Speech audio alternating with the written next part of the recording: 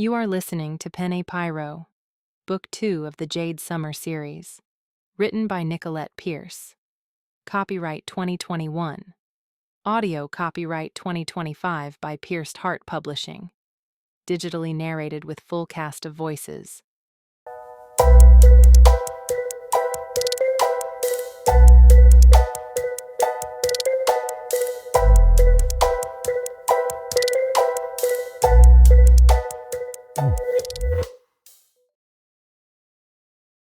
Chapter 13. Ross studied me as I dropped a wadded handful of receipts onto his desk. I then dumped a pocketful of change on top of it. Normally he complained when a customer paid by all change since he had to then count it. This time he just stared at me, and I knew the reason why. But I felt if I ignored the elephant in the room, then he would too. He did not. So, how's it going? Fine. Looks like you had an interesting night. Nearly the same as every other night. Ross gave a nod. You normally don't come back quite so colorful. I was feeling festive. You did this to yourself?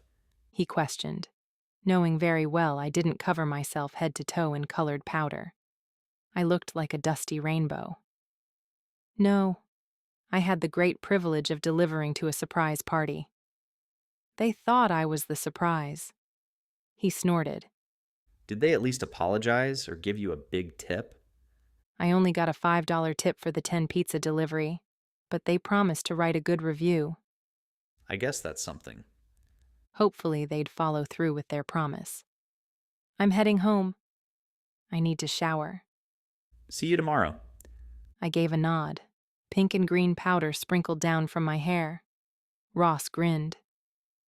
As I headed through the kitchen, I tried to avoid Avery. I had been successful when I had walked to the office, but now as I retreated to the back exit, I heard a thread of conversation. Penne is my favorite noodle, Avery said. Do you know why it's called penne? I stopped and looked over to find Avery and Lily chatting as they cleaned their stations. No, why? Lily asked. Because of the slanted cut. It looks like an old fountain pen or quill.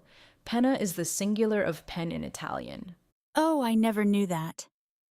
But why is it your favorite? I asked as I walked over. Both women blinked at me for a moment before Avery said, It's versatile and not as messy to eat as longer noodles tend to be. What happened to you? Just a surprise gone wrong. So, do you often tell people about the noodle trivia? She gave a small shrug. Not often. Just when a conversation leads into it. Why? Nothing. I was just curious. It's an interesting fact. Very interesting. And suspicious. After I went home and showered, Mila and I sat at the kitchen table. I told her what Avery had said. Interesting. In thought, Mila slowly twisted the stem of the wine glass that sat on the table in front of her. I don't think Avery's the pyro. But what if Gershwin knows she loves Penny? It would be like his greeting to her every time he leaves Penny at the crime scene. Since he hates every restaurant but hers, maybe it's his way of giving her a message. I bet he has a crush on her. Burning down her competition and leaving the penny gift could be like a love letter. It was a theory, and that's all we had right now.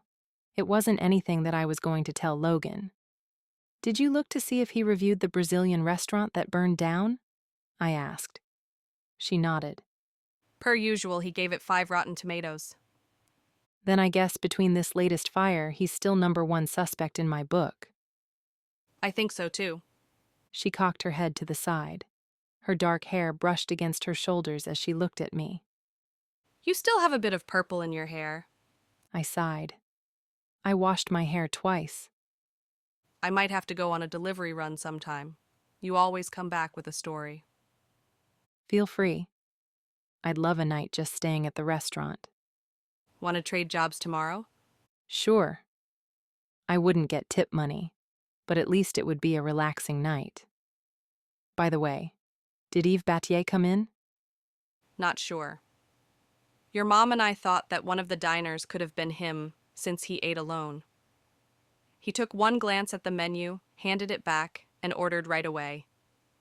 But then Ross took a peek at him and thought he had been in the restaurant before. So, we don't know. Are we sure it's a man? Since the person keeps a low profile, what if it's a woman who uses a pseudonym? I don't know. Didn't Avery say she talked to the guy? I can't remember.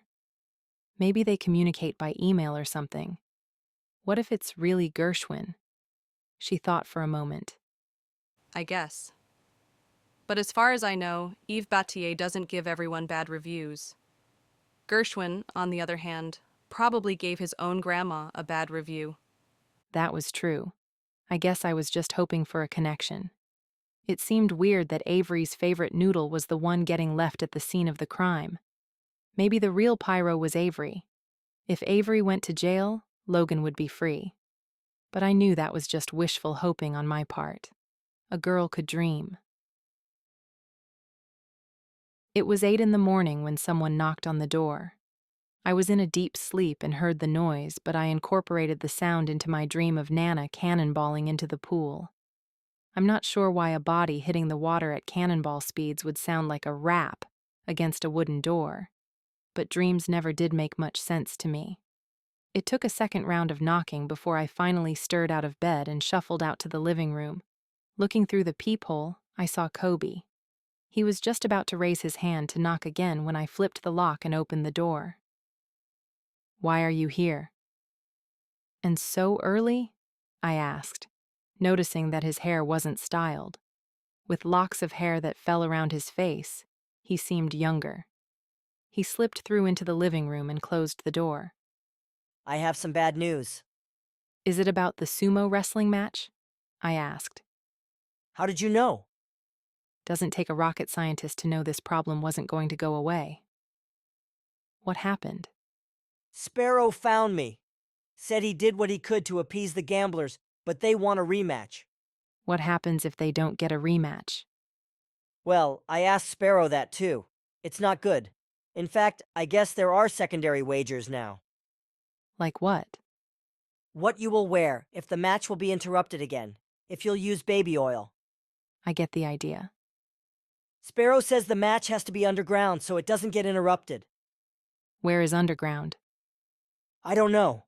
He said as he collapsed on the couch. I'm over my head on this one. I didn't mean for any of this to happen. Did Sparrow say anything about when they want this to happen? He said soon. I'll talk to Sparrow before my shift tonight. What good will that do?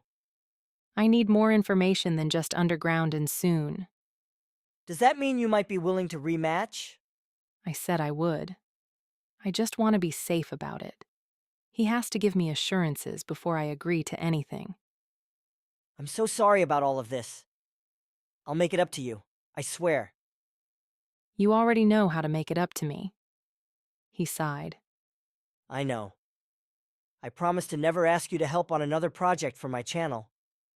Exactly. I'm going back to bed for another half hour. Do you mind if I just hang out on the couch for a little while? I don't mind. But why would you want to? Since Mom isn't working, she has a lot of time on her hands.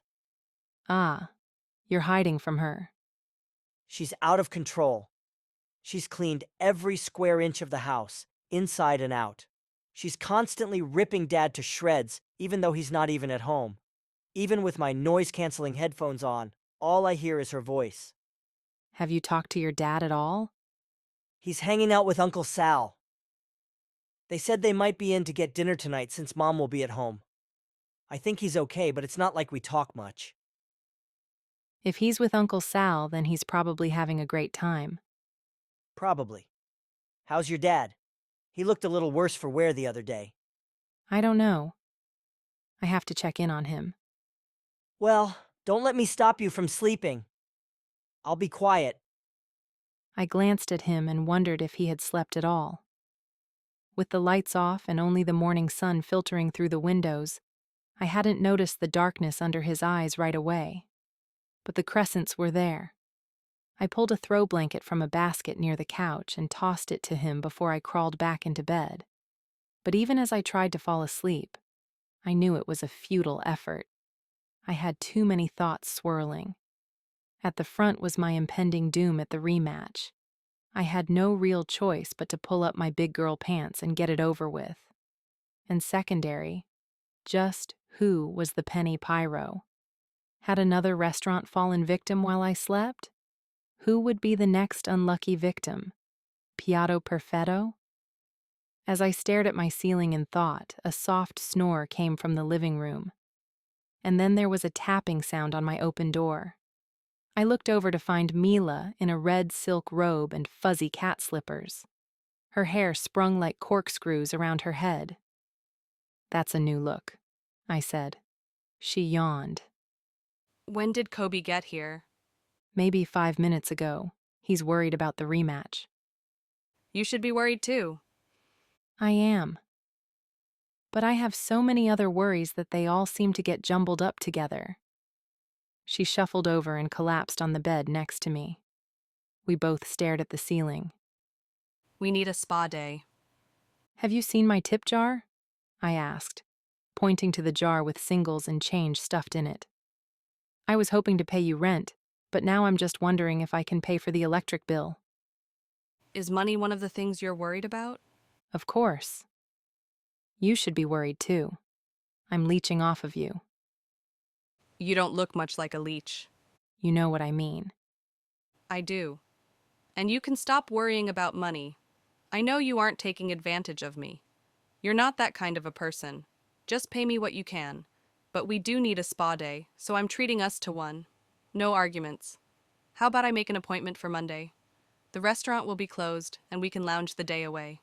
Sounds like heaven, but I'm not letting you spend that kind of money on me. I said no arguments. She stood with a little more pep than she'd had a moment ago. I'll arrange everything. Before I could tell her not to, she was gone. I returned my gaze to the ceiling. How was I ever going to repay Mila? Beating the sumo wrestler could solve that problem.